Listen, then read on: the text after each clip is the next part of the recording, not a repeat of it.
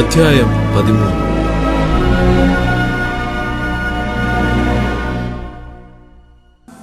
ജ്ഞാനമുള്ള മകൻ അപ്പന്റെ പ്രബോധനഫലം.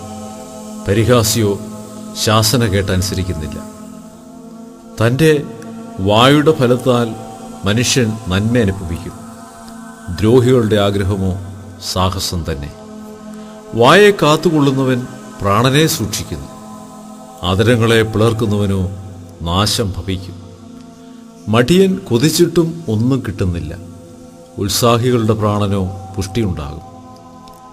നീതിമാൻ ഭോഷ്കു വെറുക്കുന്നു, ദുഷ്ടനോ ലജ്ജയും നിന്ദയും വരുത്തുന്നു. നീതി സന്മാർഗിയെ കാക്കുന്നു, ദുഷ്ടതയോ പാപിയെ മറിച്ചു കളയുന്നു.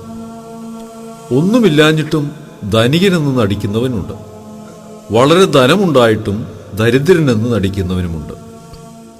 മനുഷ്യന്റെ ജീവന് മറുവില അവന്റെ സമ്പത്ത് തന്നെ.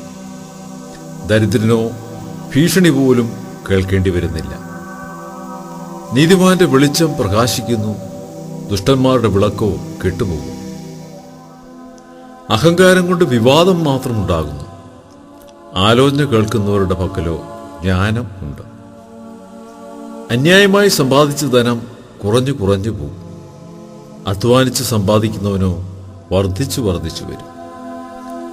ആശാവിളംബനം ഹൃദയത്തെ ക്ഷീണിപ്പിക്കുന്നു, ഇച്ഛാനിവൃത്തിയോ ജീവവൃക്ഷം തന്നെ.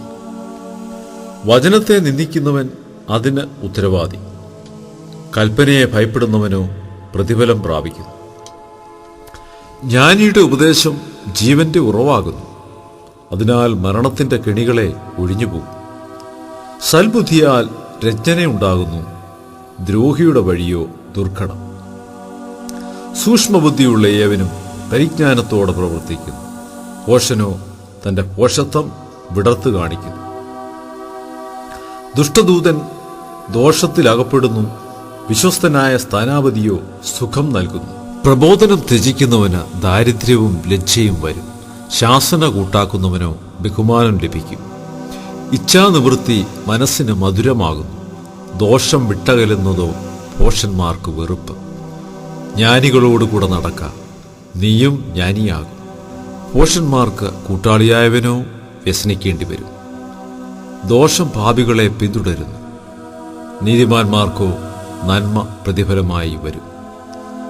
ഗുണവാൻ മക്കളുടെ മക്കൾക്ക് അവകാശം വെച്ചേക്കുന്നു, പാപിയുടെ സമ്പത്തോ നീതിമാനു വേണ്ടി സംഗ്രഹിക്കപ്പെടുന്നു.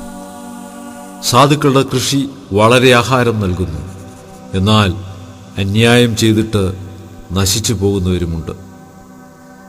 വടി ഉപയോഗിക്കാത്തവൻ തൻ്റെ മകനെ പകയ്ക്കുന്നു, അവനെ സ്നേഹിക്കുന്നവനോ ചെറുപ്പത്തിലേ അവനെ ശിക്ഷിക്കുന്നു.